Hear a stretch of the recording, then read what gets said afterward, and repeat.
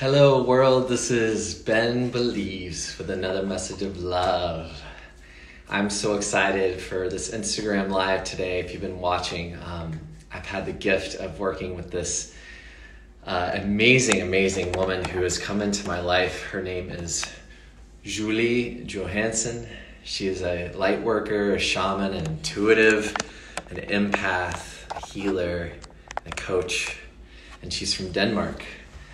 And I'm so excited for this today. She's going to be joining us live here in a moment. Hello, welcome Adrian. Welcome Esme. Thank you so much for joining me. So, as many of you know, I am a personal freedom and performance coach, and I work with powerful, sensitive, creative individuals to help them step into their light.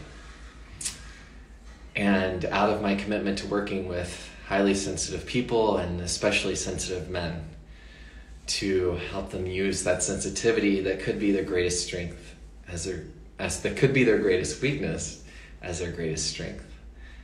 A Siddhartha, a warrior of light, of the heart, of the Buddha.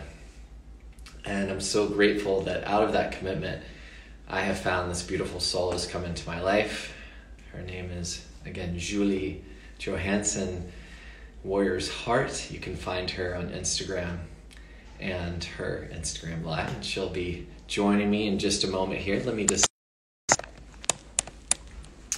All right, so she's about to join here. If you have any questions along the way, for us, please feel free to type them in here. In the meantime, I'll be joining her in. Hello. Julie, I'm bringing you on. Julie, right now. Here we go. Without further ado, Joulie Johanssen should be joining us any minute. Welcome, Marianne. Hi, there she Ben. is. Ben. Hello. Hey, from Denmark. It's so good to see you.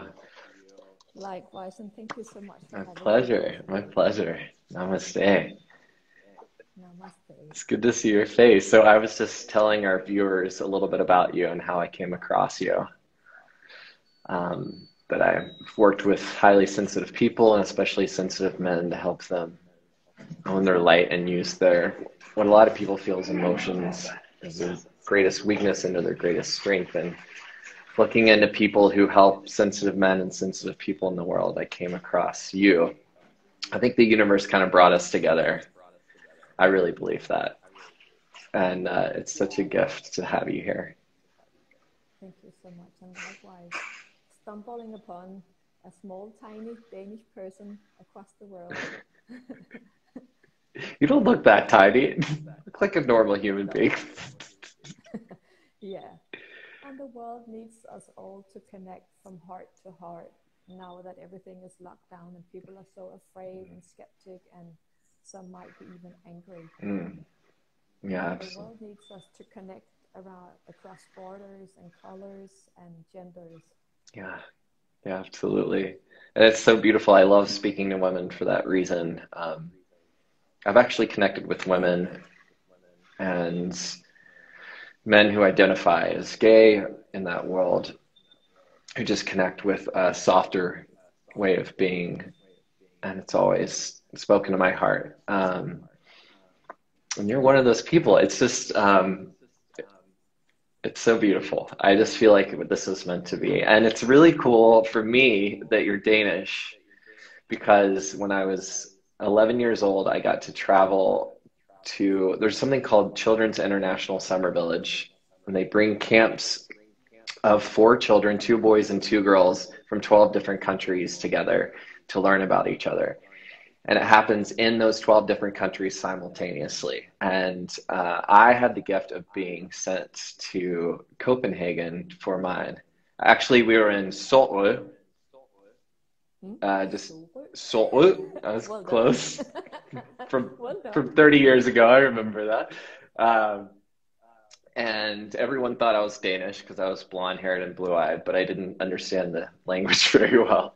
But even the 10-year-olds spoke English way better than any of us Americans could speak anything else. But I felt very connected to the Danish people, and the culture is beautiful. And so when I learned that's where you were, I was like, ah, yes, universe, another sign, right where I need to be.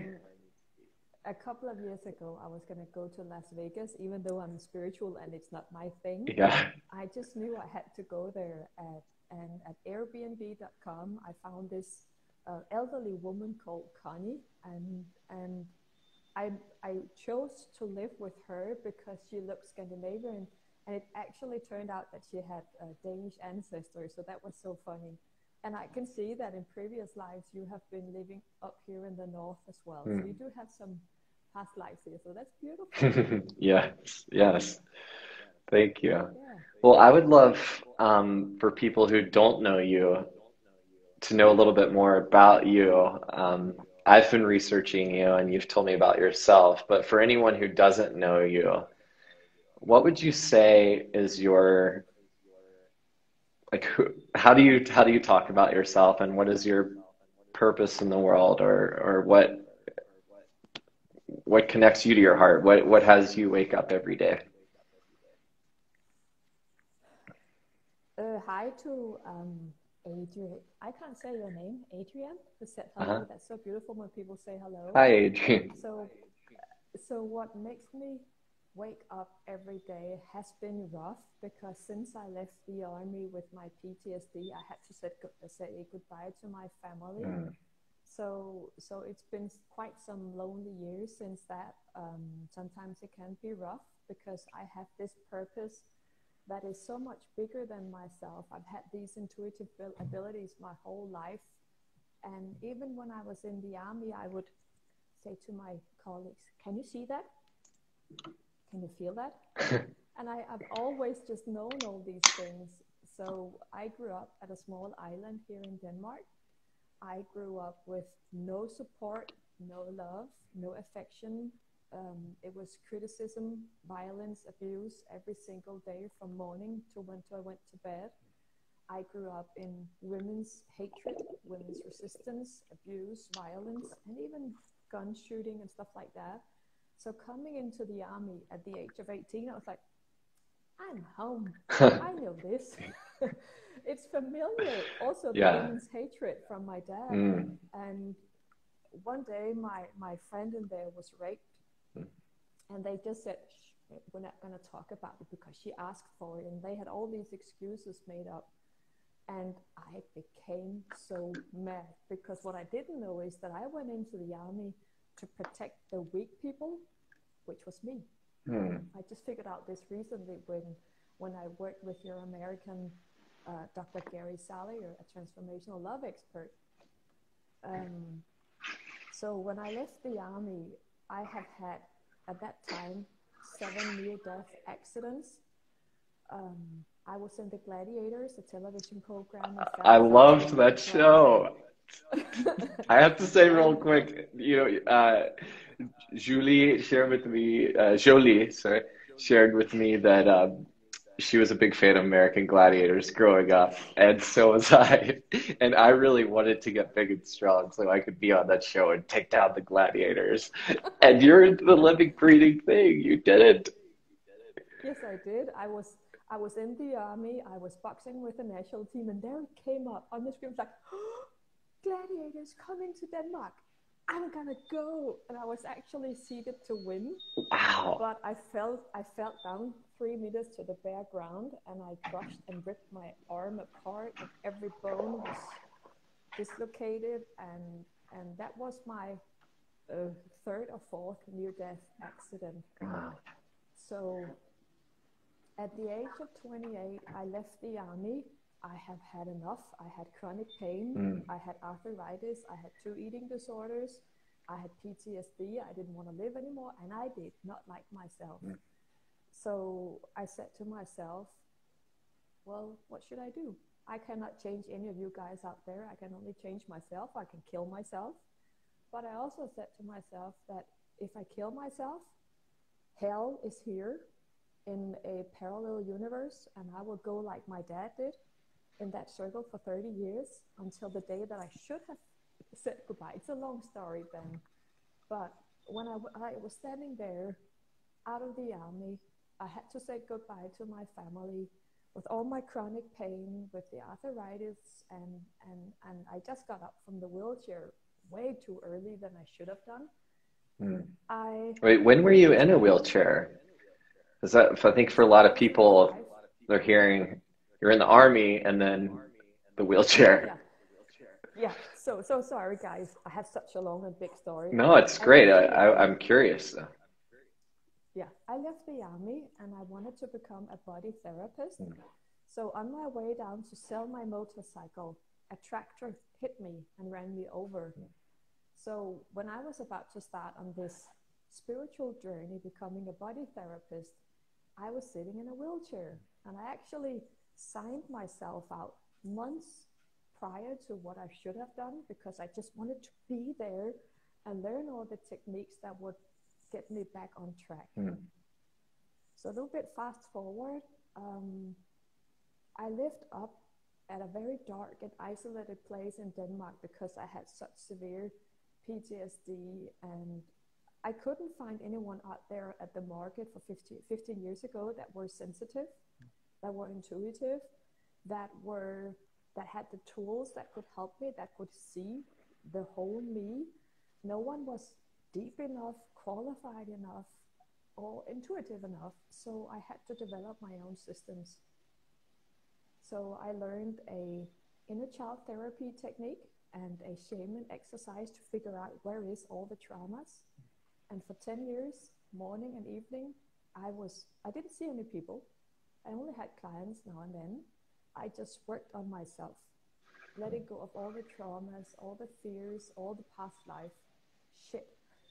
And then it turned out that I had developed my own new aura concept, my own regression therapy techniques. And from the first year, people found me from everywhere around Denmark. And I was like, what the fuck? Where did they come from? But it was kind of like the universe saying to me, we need to keep you standing. We need to give you, Joulie, something to get up for in the morning. Sometimes it can be rough because I still don't have a family and I don't have a big network. And that's why I also just moved this weekend back to where all the friends I used to have and all my colleagues from the army are. Wow. So 15 years has went by and I have helped more than 6,500 clients in my hands, sensitive women especially, master their intuition, master their sensitivity, master their talent, and embrace their whole self, both the light, the darkness, and the feminine and the masculine. So help people come balanced, but also help them wake up and start living from within. Wow. I got quite emotional during your story. It's I can feel it, and I'm still learning about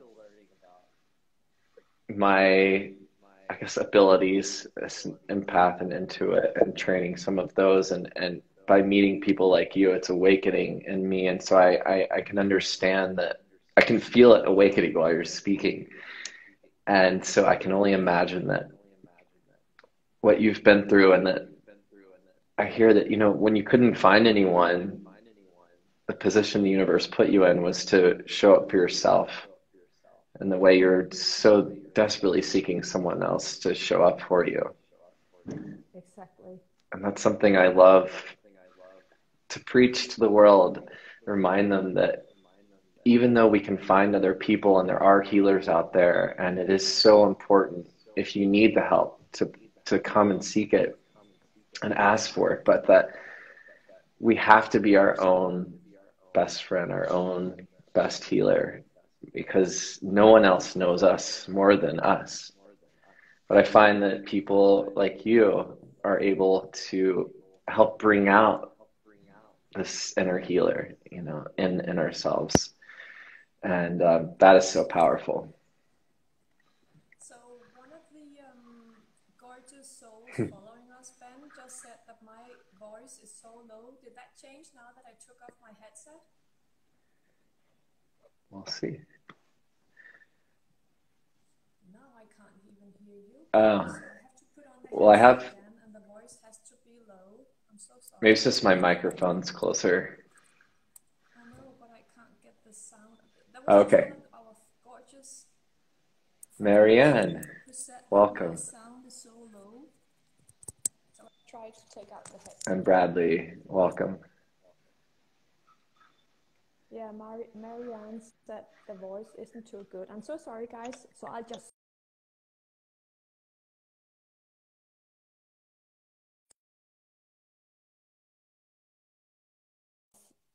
spend.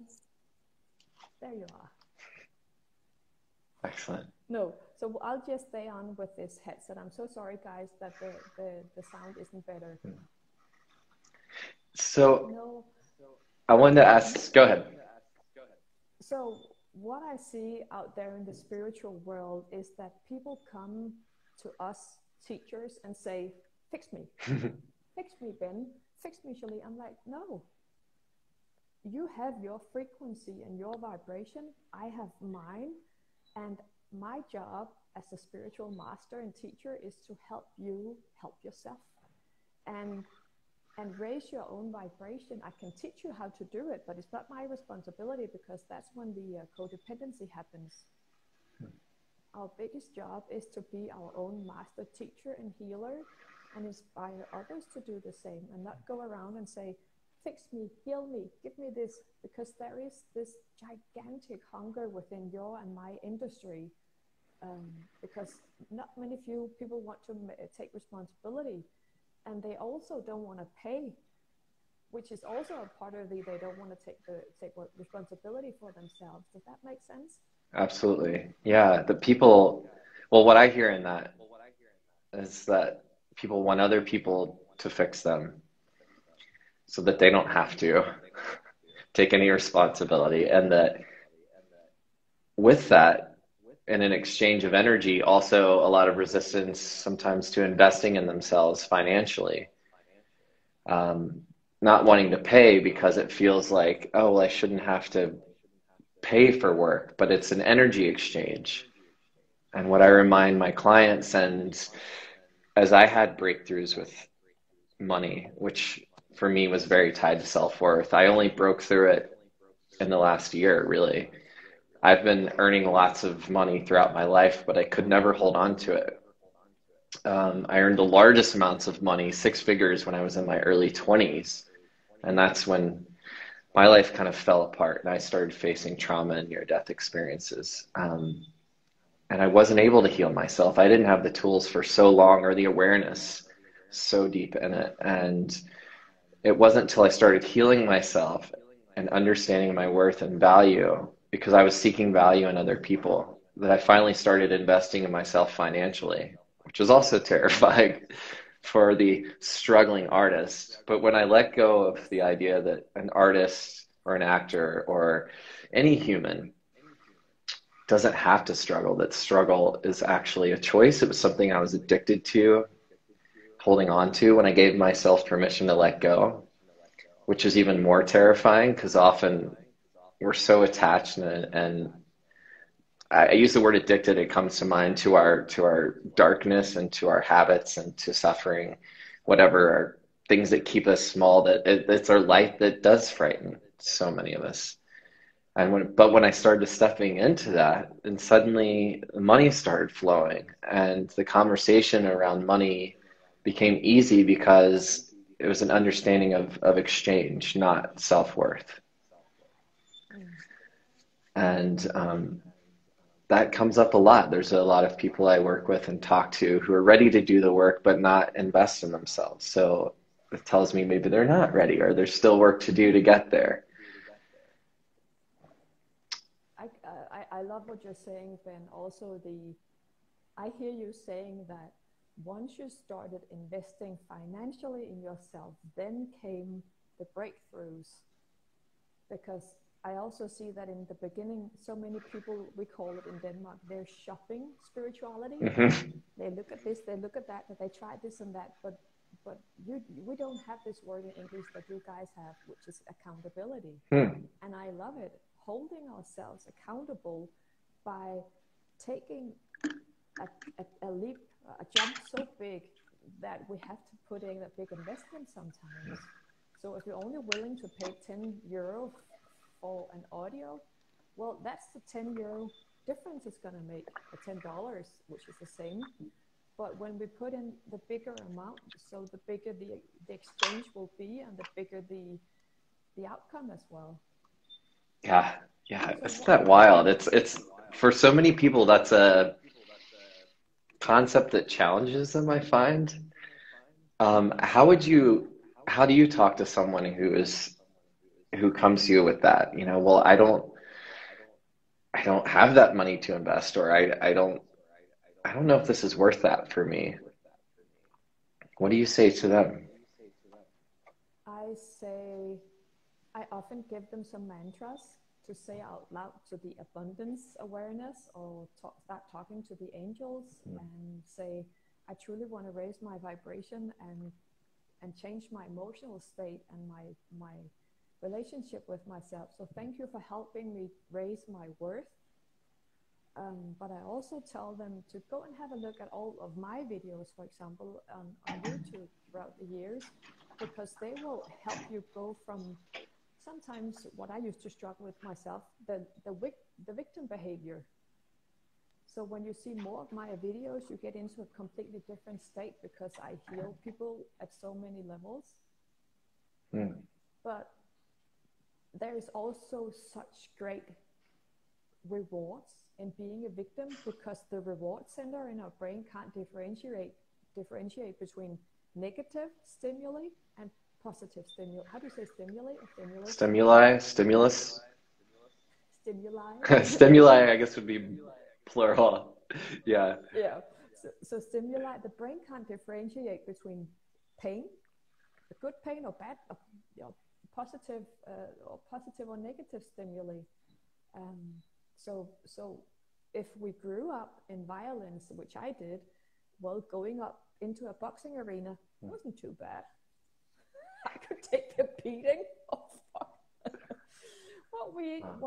What all of us haven't put ourselves through. But Ben, what was your near-death experiences? Because I knew you had some, but I didn't know what they were. What was yours? Well, I was a wild child. The son of a preacher man. And even though my father was very open-minded and Episcopalian, as we call Catholic light, or Birkenstock Catholics, they're the liberal ones. He was a minister, and I would watch him, and I had that rebellious spirit. So, and also in my household there was a lot of anger, hostility, shame, guilt. My sister was very introverted and sensitive, and I was very extroverted. So I just got so fed up as a kid that I was exploding outwards. I always say I came out of the womb kicking. I did the same. Yeah. How fascinating. My parents were like, gosh, the first child was so easy. And I said, well, you know, I really, looking back, I was just manifesting and reflecting the energy around me. And I was so sensitive and so frustrated that I couldn't control it, that the only thing I knew how to do was have anger outbursts. My mom, luckily also, my family has lots of therapy. So my mom would say, well, tell me how you're feeling. And I'd say, well, obviously I'm angry, I'm throwing, you know. And that was even more frustrating. I didn't know how to safely express it. So I would go outside and I would ride my bike fast speeds around curves. And my family was very anti-motorcycle. I tried to get a motorcycle when I was 10 years old. Luckily, they stopped me, and flew around a curve and had a car coming at the same time, and just missed each other.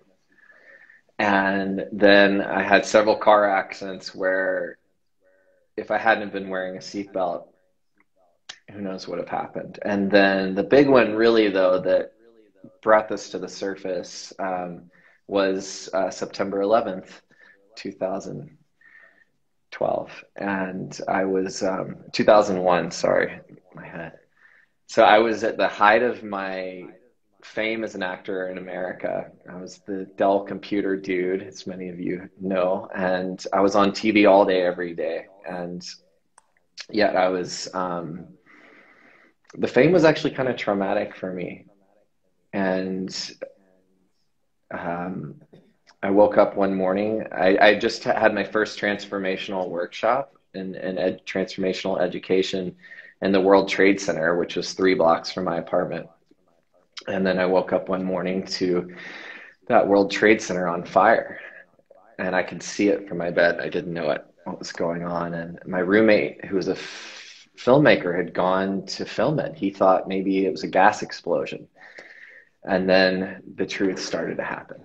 And we saw what was really going on, and we saw the bodies and there's people I was connecting with that were telling me their loved ones were inside, and the explosions and the towers coming down. And I was trampled. I also ran down into the subway to try to gain cover, but in there the debris filled up and there's nowhere to breathe or go. But somehow someone guided me into a safe space and came out of that. And when we came above ground, the towers had collapsed and there was a lot of death. And I thought everyone I knew was gone. And somehow in the middle of me running, my father got hold of me. No one's cell phones worked. And he said, "Are you okay?" And I said, "No, but I'm alive. But I think my friends are dead." And then my roommate and I, his name is Marcus Jones. He's an amazing cinematographer and artist and sensitive man. He and I found each other at someone else's apartment hours later. We both survived and we both found each other. And that was really, that near-death experience. But it was a facing death experience because I was inside of that death. And then when I returned to my apartment, it's when I really started to understand how much I could feel and see spirits as well, of all the souls whose lives had been lost that day too. And because you were in a war zone. Exactly. I figured it was World War III, other buildings would explode, and I tried to escape, but I thought maybe people were running over the Brooklyn Bridge. I thought, oh, maybe we run across the bridge, but thought, no, maybe that's going to be bombed next too. And it's now why I can really have sensitivity for people in most every other country where war is so common. I can have some kind of understanding. I don't know because I'm a white privileged man in America, but I have a sense of the death and the doom and the fatality. And I got on this bus. I asked this guy, "Where's the bus going?" And he was like, "Uptown." I don't know. Get on. We're going uptown.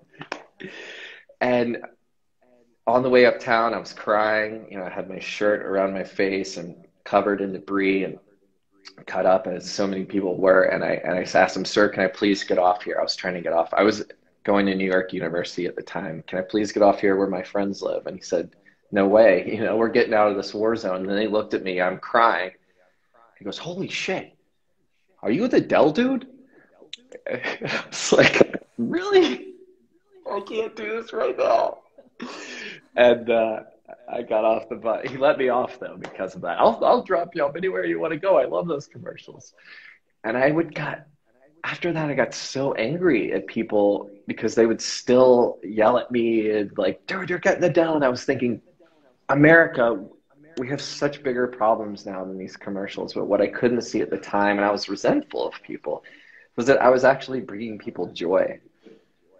But I was hurting so much so that I couldn't own that, and I couldn't be of service yet because I wasn't helping myself. And intuitively, you had actually created a platform for yourself. You had already made a name of yourself. You were used to the spotlight. It was probably preparation. How do you say that? Preparing yourself for where you are today. Yeah. But I don't think anyone can really be prepared for fame. It's sort of unnatural how people feel like they know you, which is beautiful and fine, but it puts a magnifying glass on you and it kind of removes the barrier of personal space and energy, and it can get really confusing, and there's a lot of wanting energy or resentful people loved or hated the commercials, and when they saw me walking, I was a physical embodiment of a product that they either loved or hated, including my character. So I learned to walk this line, And that's when I actually, well, I didn't tell you this either, but I was a magician of illusion, not of the shaman kind. Growing up, I had a chance to meet David Copperfield, a world famous magician. I studied magic. I love magic. I love performing for people. It's a way I could bring people together in a controlled way and fool them and manipulate. But then I started, because of my father's spirituality, I started studying shamanism and the medicine man and the medicine woman. And my senior year of high school, I did an illusion show, and I closed it with an act where I was a shaman with a mask that was half white, half black, and I pulled the water out of nothing to heal people, and it was sort of talking about the duality. I realized that's when I started first working with the light and myself, the light and the dark, and that continued. And I haven't met a lot of shamans on the way, but I've just started attracting them into my life this year for the first time. And I've had one healing ritual with a shaman. And then when you said that you were too, I was so fascinated by that. And I'm curious, like your path to how you found shamanism, and because if you didn't have any around you, what was your path to becoming that and a light worker? It's so fascinating that you're talking about shamanism, because just today on Instagram, someone wrote, because of our interview today, someone wrote, who knows me and who has received my work for 5.5 years. She said, "What's shamanism to you?" Because she sits there on her Instagram account with all these feathers, all these crystals, promise people that she can heal them and do great stuff for them. But the problem is she has never healed herself. Mm. She's ill and very, very polluted with many diseases and stuff like that. So I said, being a shaman means that we hold ourselves accountable to everything that we do, and we have such high moral. I'm going to go back in a couple of minutes. And being a shaman means that we're not afraid of anything within ourselves. The worst, horrible parts of us, we have, do you say, unraveled all of it? I've seen it all. I faced it all. I faced death. When I turned 40, I thought I was going to die. I crawled into my system and found at the root of my root chakra a black spot from because I died at birth. So if I go back in time, when I was at my worst, my very, very skilled, intuitive mentor at that time, 15 years ago, said, okay, I'm going to teach you some shamanic exercise to figure out where things is hiding in your system. And the minute that I started using that technique, I was home. Mm. I've always been a psychic, completely connected to the universe. And I started talking to your ancestors. I talked to everyone you have on the other side. I started talking to them. I have always been able to see them. So learning that technique, using it every single day, even though my mentor said, stop. You cannot do what you do and be so rough on yourself. And I was like, hell no, I have to do this. I have to be I want to be as pure as possible, to be a pure channel of whatever I'm channeling for people. Mm.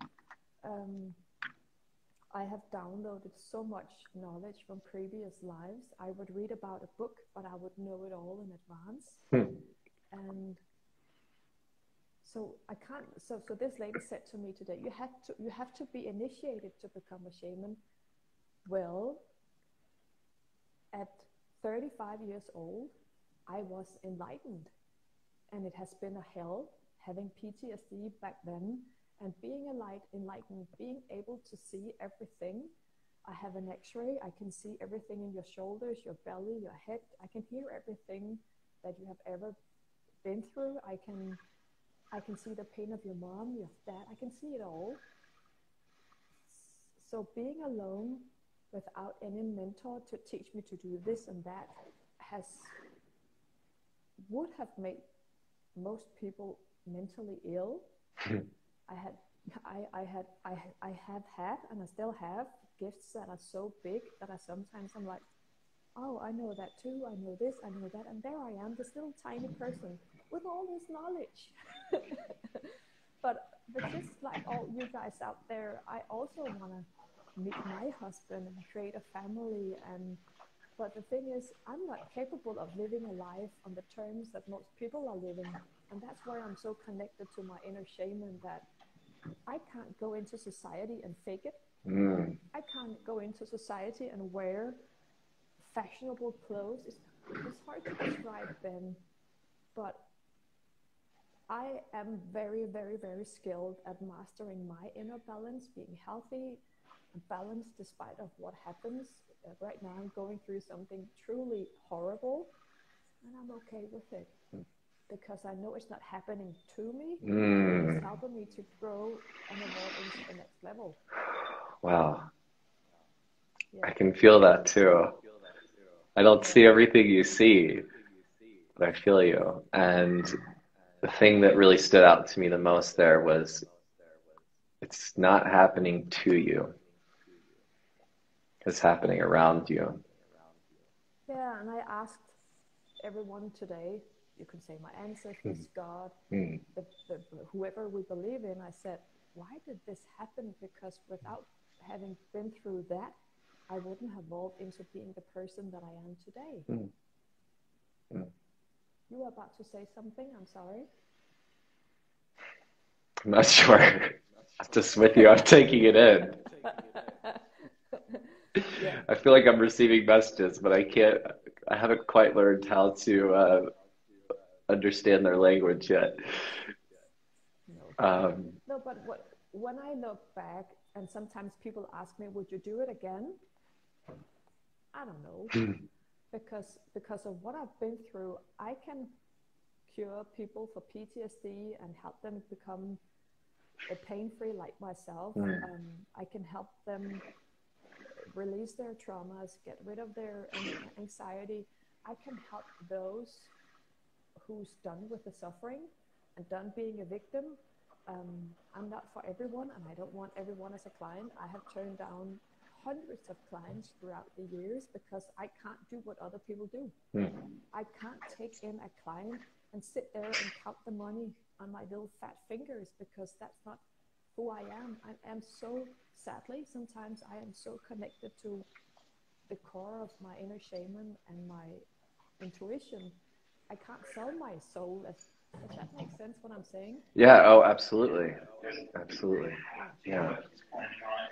So it's about being true to ourselves as well. And that's huge. I love that. Do you call yourself a coach? What words do you use for someone to work with you? You say intuitive mental. Intuitive mental. So I can understand, and I appreciate, and what I hear is the healthy boundaries and the clarity that you are not for everyone. And that's one of the things why I love talking to people so much and learning, people who are interested in working with me, to find out if we are a right fit, but also to give them the gift that if they're not, to let them go. And I think the difference, and I was actually, this came up in a coaching program I'm part of. Kaboom Coaching is an extraordinary group of people helping raise a vibration, led by Preston Smiles and Zion Kim.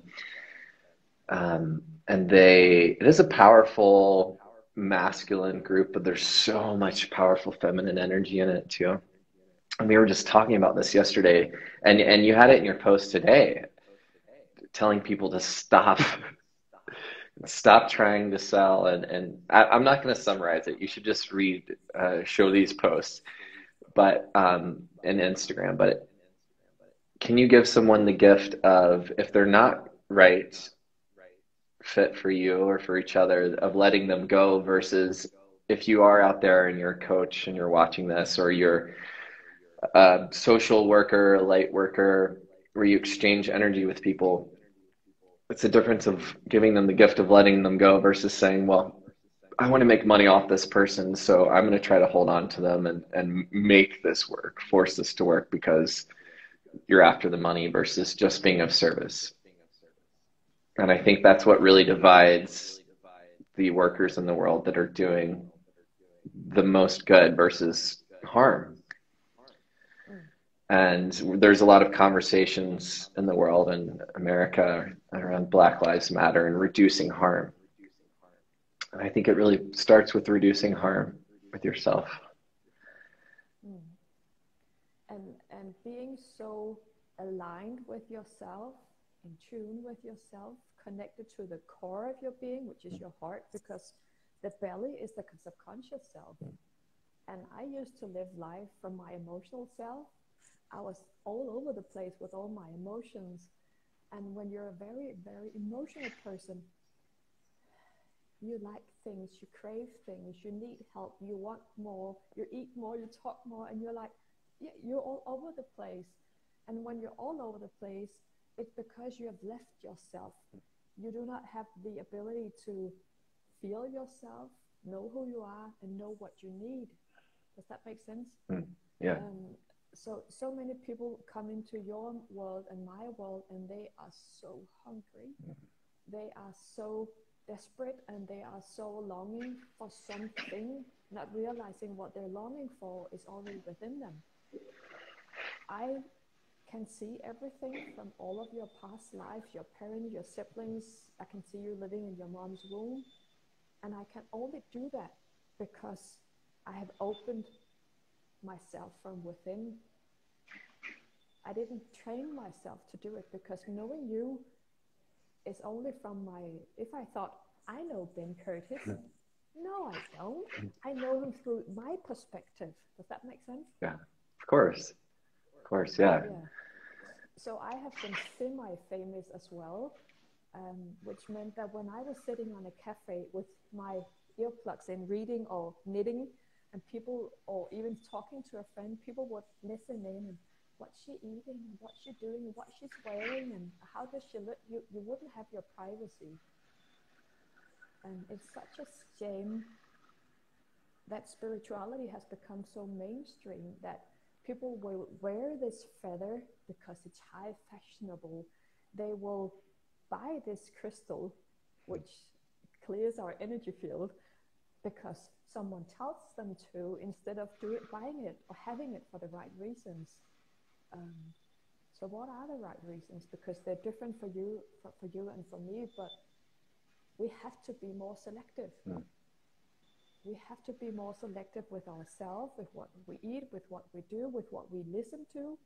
I spoke up to a woman 2 weeks ago who was being a racist, and I said, I don't like you talking about immigrants like that. It doesn't feel right. There's a lot of things that doesn't feel right. And she just, and I was actually fired from the job because of speaking up my truth. And some people may hear that as, well, why did you speak if you're going to be fired from your job? But being let go from that job may be exactly what you needed. Yeah, it was just a volunteer. I don't know how to say it, a volunteering job that I had to make an extra difference.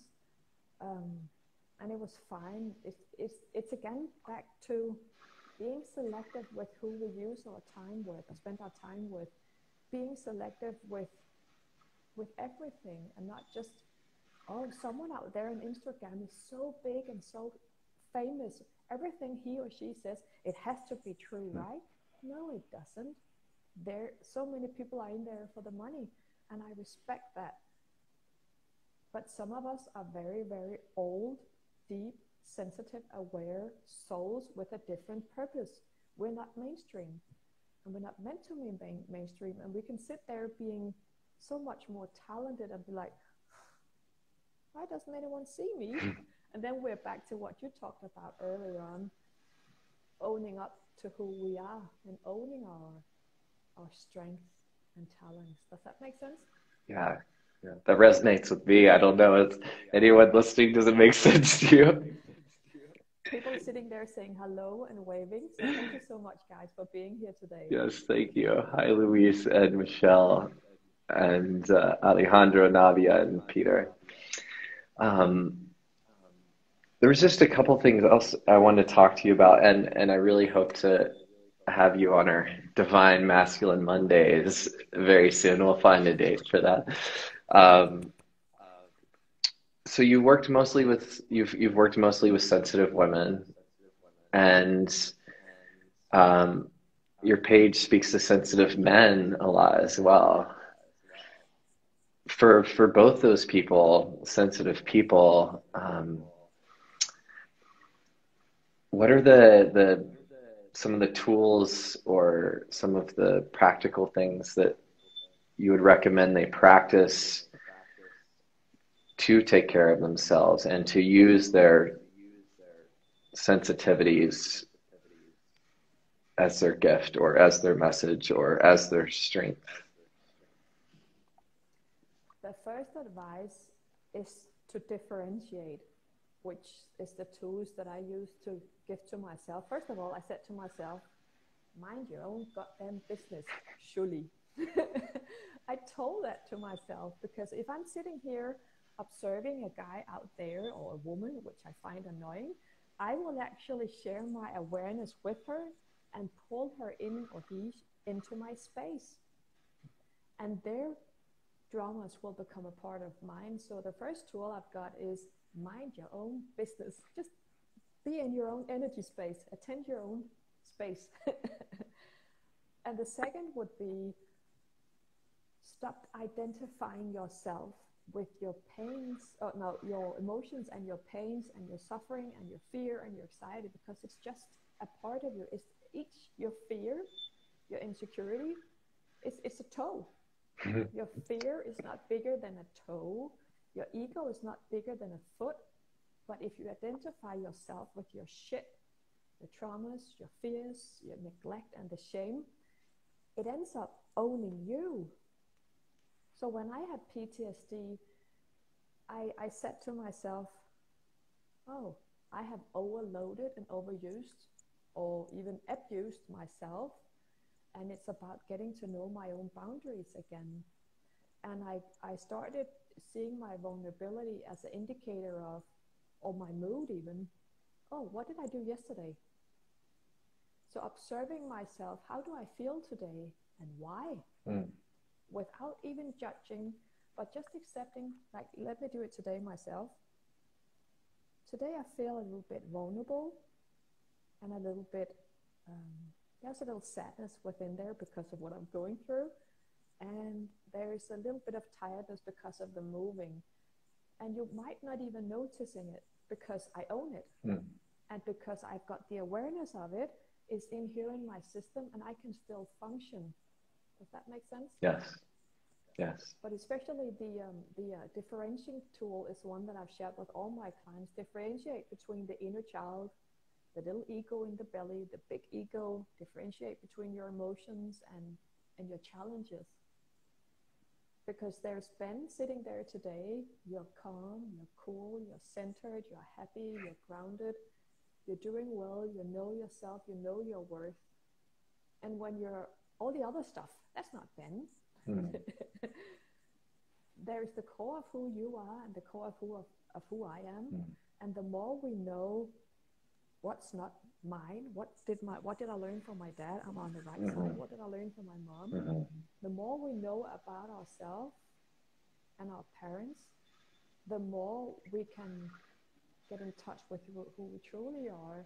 And thank you so much, Living the Classic Life, for complimenting us. We're very honored to be here today with you. So thank you. We really are. Oh, goodness. He's an amazing musician that travels the world and shares his music and holds space for other musicians to share theirs and have conversations with how art and creativity can be in the world and the importance of that. So thank you. Jolt is his name. I want to can I comment on what you said before? So mind your own business, to reiterate these tools, which is important. I've just learned that recently. It's especially when you're in partnership or relationship, it's very easy to take on your partners. And so if you're out there and you're in a relationship, this is such a great tool to and then to differentiate what's yours or what's someone else's. And then seeing where you are, differentiating between your ego, your inner child. You know, you mentioned I was very calm, collected, and joyous. And yet simultaneously what's going on underneath is fear and restlessness, discomfort, sadness. So we can be all of those, but I've learned to own that and not need to. I mean, the actor in the past in me would want everyone to see and experience and feel all of those emotions. But as long as I kept giving that stuff away, I couldn't take care of myself. So once I started bringing it back in and owning it and healing it, you know, even as an artist, I was afraid I would lose it. But once I held it and worked with it, it became even so much healthier, and I could call on it when I needed to now, like you're saying, to help other people through your own healing. And the tool of differentiating, I think, is really, really excellent. And these tools are so great because it's very easy, I think, especially today, for people to live by their emotions or try to ignore their emotions. But if we can just find a moment to understand what we're going through and honor that and ask why, like you said, why could I be feeling this? But that it doesn't have to be your reality. It can be a check-in and can own responsibility for that. And that's the biggest gift I think you can give to other people.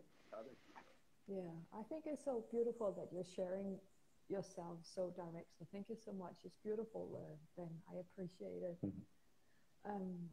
I would say also ask yourself and myself, which is I often do, why does that performer come up? Why do I have to perform? Because I'm just Joulie privately as well. You're just Ben. You're not just a husband. You're not just a performer. You're not just a coach. We are also ourselves. And once we have the courage to take off the performer, the pleaser, and just be, we will be so much more naked. And what's wrong with that? It will be much more honest and sincere and authentic. Yeah. I've always been well, I find in my experience, I have run often from that nakedness or that vulnerability, but as an actor, I learned to use it and to put my nakedness out there for people all the time, whether they ask for it or not. So it's like, you know what I mean? It's like on stage, like, let me, like, allow you to watch me bleed, you know? And to learning just to let that go and to just be naked energetically, spiritually, and just allow that discomfort to be there, because as long as we're running from it, whether it's sex or food or phones or whatever we can use to escape, that if we can just allow ourselves to be vulnerable, in my experience, to be naked, as you say, and just to let people see us, there's so much healing and service in that. There's, as I found my voice as a coach, brings to mind what I would really reaching out, trying to talk at people and into people, and people really weren't responding to those videos. But the second I stopped and I just let myself be naked, there was one day I was having a really hard day and I just let myself be really raw and vulnerable, and on camera so people could see. So many men reached out to me because they didn't feel like they had the permission to do that until they saw it in someone else.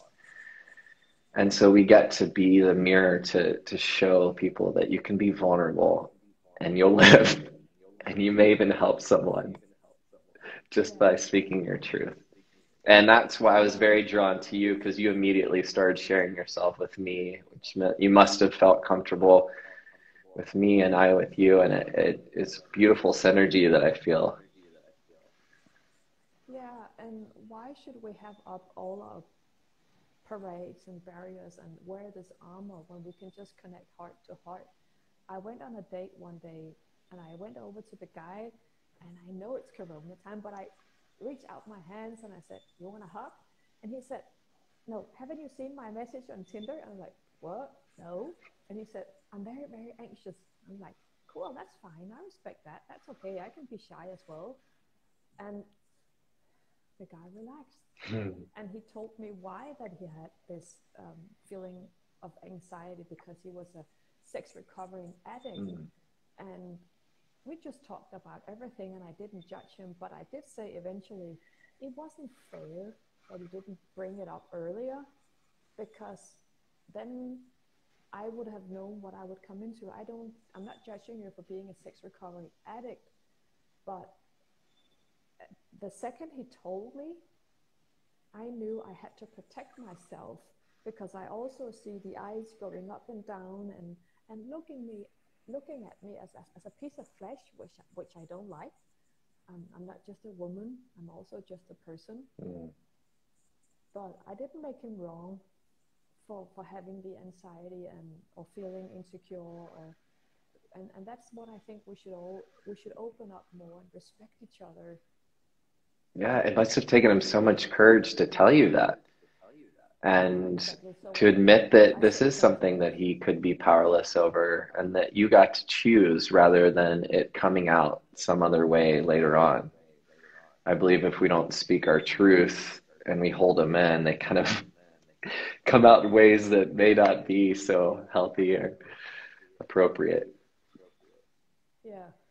Yeah, and it's also about, can I hold a safe space for you, Ben, or for my friends? And I can if I've got a safe space for myself, Mm. within myself. Gosh, surely So that's it's beautiful. also, yeah, can you hold a safe space for yourself, even though you might feel restless and vulnerable and sad and sometimes lost? And it's okay to feel like that, instead of pretending that we are something that we're not, faking it. Yeah, which doesn't work. yeah, yeah. So at what age did you go to that transformational workshop? How old were you? 19. Well done. Well, thank you. 19. Well, my sister had done it, and we had a very challenging relationship. We're 7 years apart, and she moved out when I was 10. She went to college, and I was there through my parents' trauma and separation, divorce, but she had to deal with it in a different way. So we processed things very differently, and lived very different lives. But she called me one day and said, I just want to let you know, we didn't call each other much, that I've been resenting you my whole life, and I'm sorry, and I love you, and I would love to be your big sister again. And I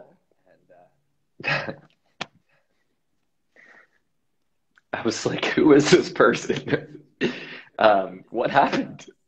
She told me she had taken this workshop. It was through Landmark Education, also a very masculine program, but it had softened my sister in this beautiful way. And my parents got a similar phone call, and I went to check it out. She said, I'd like you to come. And I was so honored. And so I did it, and it just awakened, like you said, the things I felt like I already knew, but I had to have someone bring it out of me. I got to heal my relationship with my father and forgive him and love him wholly and completely as a gay man. It's one of the reasons my parents had divorced, and I identified so much with my father that it terrified me when he came out, because I thought, well, what is that going to mean about me? Because I watched him suffer. Also because you have all these beautiful feminine aspects Mm, of yourself as well. You're vulnerable and sensitive mm, and deep and emotional, which makes you an actor with a big range and capacity. mm. But where does that fit into the very masculine world? Yeah, yeah. Oh, Well, that's where we're finding now. I'm finding the ways to bring that light in those conversations to the masculine and the feminine. And that's not just male or female, as you know. And I want to go further into this, but Instagram is saying I have 45 seconds remaining, yeah. and I have clients And to serve now. So yeah, I just want to remember to say push thank the you. remember to hit the save the video.